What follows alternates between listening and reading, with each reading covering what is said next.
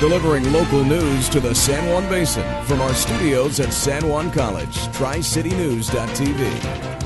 Hi everyone, coming up today, police are asking for your help to find a missing Bloomfield man. More no comments today about a Hollywood film that may or may not be being shot around Farmington. But we'll hear from the star of one local documentary, and a local businessman takes his case to City Hall. I'm Scott Micklin. Nice to see you on this Wednesday. TriCityNews.tv is next.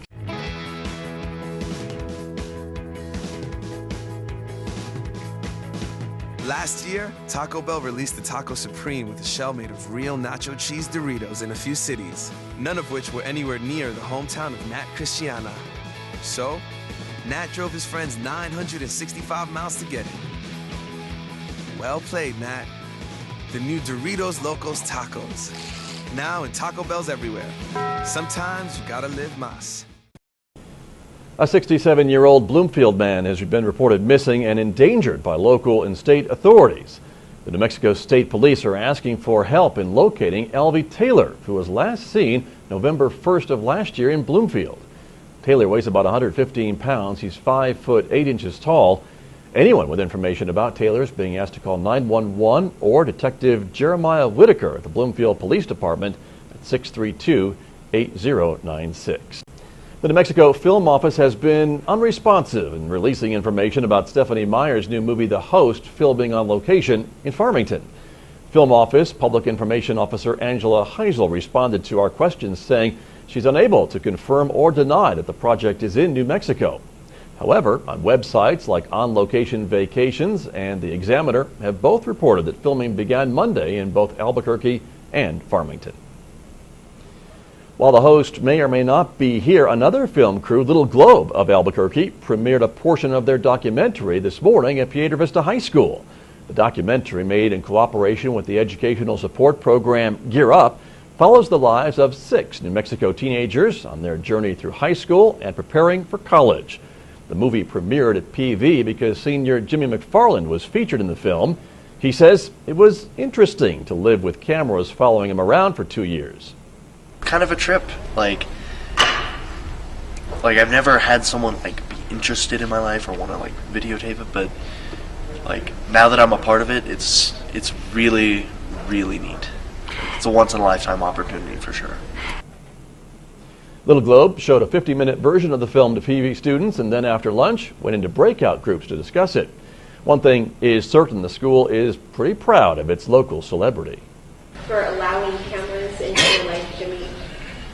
Thank you, and enjoy the movie.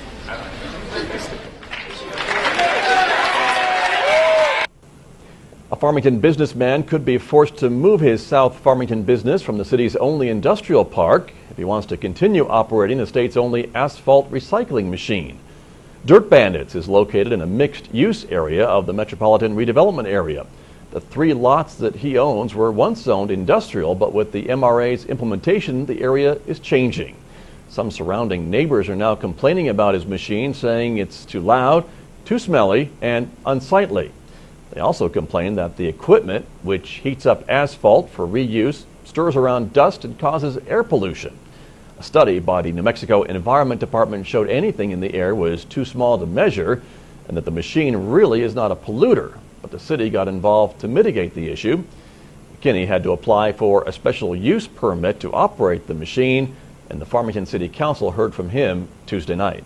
There was several different tests done by an outside testing company, and those were all presented to the state, and then also from the company, from the manufacturer, and by the state's recommendation, they said, hey, there's not even enough to even measure.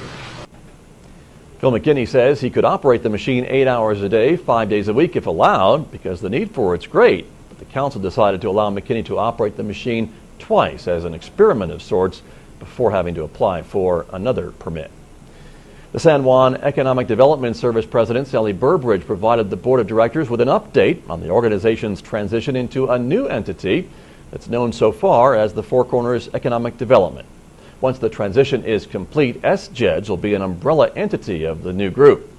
SJED's members approved the appointment of an executive board and the name change.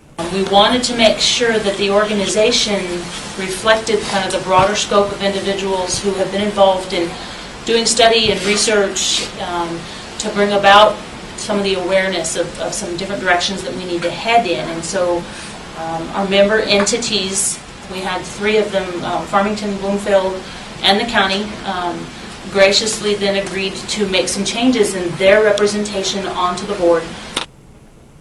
Members of the executive board have been at the forefront of defining the new organization's goals and mission.